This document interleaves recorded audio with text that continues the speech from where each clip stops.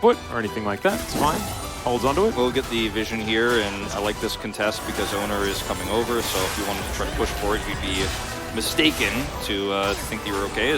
They're really selling this. They certainly are, as Gumayushi's just dies. Yep, that is going to be an empowered high note, and that'll kill him. They do manage to trade back as the Seraphine's going to pay for it, but now Owner is in trouble. Teddy, can he find it? Oh no, has to flash himself out of the way. The Abyssal Dive comes down. Teddy just wants 1 or 2 more autos. There we go. Ellen's going to pick up that kill. Is now Keen. Yeah, he's going to eat oranges, but pretty close to not being K.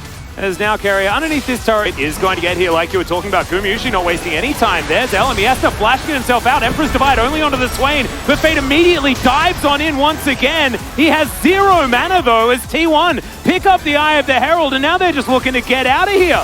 Just piecing out, I guess, as Owner is going to go down. That is a beautiful snare as Faker's going to shift the sands to get himself out, and Ellum going to look a little bit silly standing up there on the cliff without any friend. Keen. All right, let's see whether King can actually survive this. Teleport immediately comes down. Good flash to get the pirate out of trouble. And the Dawning Shadow is going to help take down the Tahm Kench before anything's even happened. That was Carrier trying to balance the aggro, and I believe just got clipped by that, and so the calculation was off. Yeah, you know, T1, with some very small overextensions overall, still have a gold lead. You know, it's very slight, but they have one. And it's going to force the flash.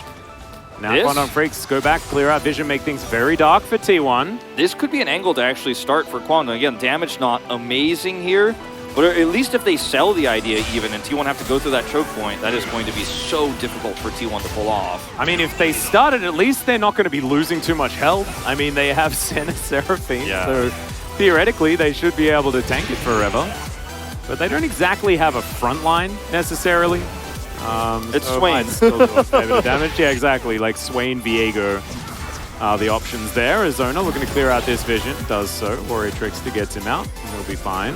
Keen setting up some barrels. Really important to clear that vision, which means that Quantum can no longer just kind of sit back and snipe you as you come through, and there's more angles of attack here, and Quantum will just have to give up the idea of selling a Baron anymore. Yeah, extra vision going down. Swain going to move up towards that top side as Faker was just tidying up the wave. This is one of those moments where if we take a snapshot of this game state, you can see that Kwangdong are a little bit more diligent about vision than usual, and they're trying to set up traps and plays, but they're not pulling the trigger, which is giving T1 so much free time in this game. If Kwangdong are just going to sit back and go, all right, we'll force a fight on break time, or T1 are like, cool, because we're actually out farming you in every lane, and we are going to start to scale up and be a menace.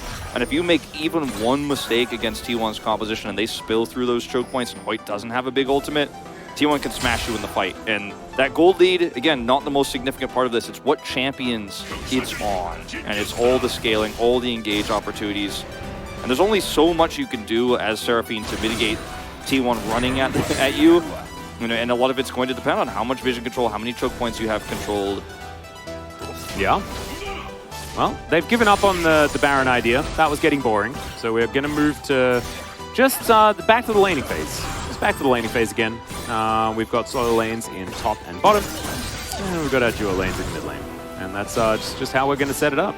Faker has got his shoved in, so that will give him access to the river. And moves forward to clear out some wards, as Zeus going to give yet another grass proc over, as Gumayushi just fighting against Teddy and Hoyt by himself here as he flashes, gets the cannon barrage, there's the Devour, and Carrier was a long way away. But still, it's like Gumayushi got a little bit like bored or like frustrated and just wanted to start shooting some people. Yeah, I mean, we've seen in slow games like this, a lot of AD carries in the LCK have lost their patience. Ruler, one who, not so much this season, but in the past has definitely been one to, yeah, he's been one to do that. To push past the midpoint and get punished. Zeus losing a lot of his health here. Keen doesn't have Cannon Barrage, so Zeus feels pretty good about continuing to stick around here. It's not going to be fought or slowed down.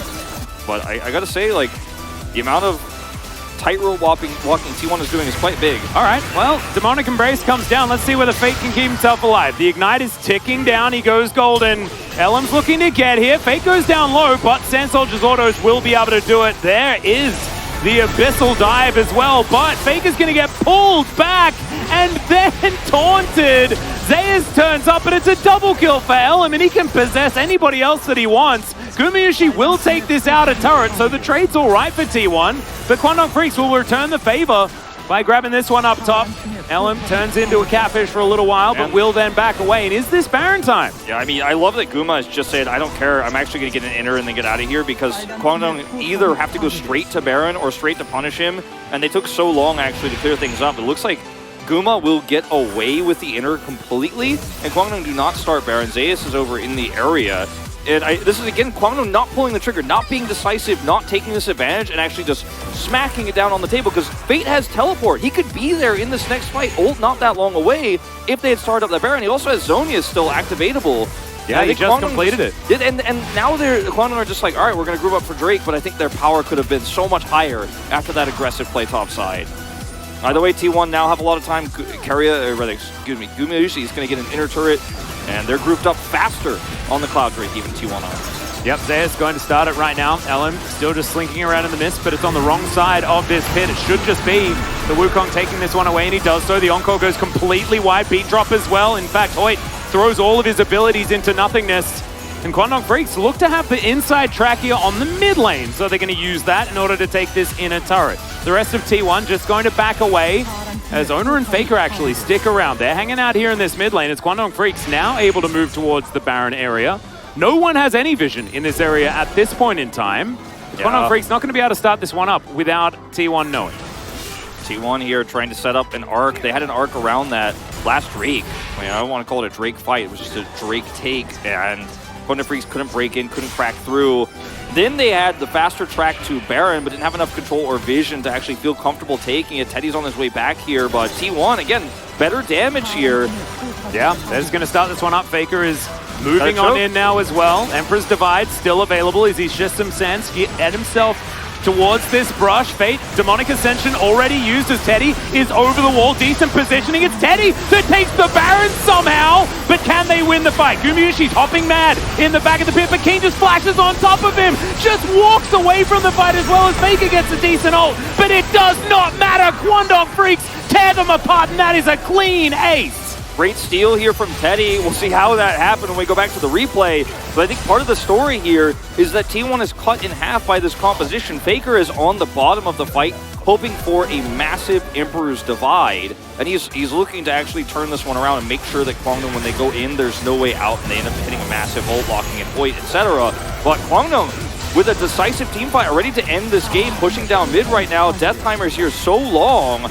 Yeah, there's, I don't think there's any way that T1 holds onto this one. Keria is going to respawn. There are a few members coming back up, but Keria is already dead. And these Nexus turrets, they just evaporate as Kwangdong Freaks look at them. The Nexus is now exposed, and we are going to 6 games this evening, ladies and gentlemen. Kwangdong Freaks tie up the series.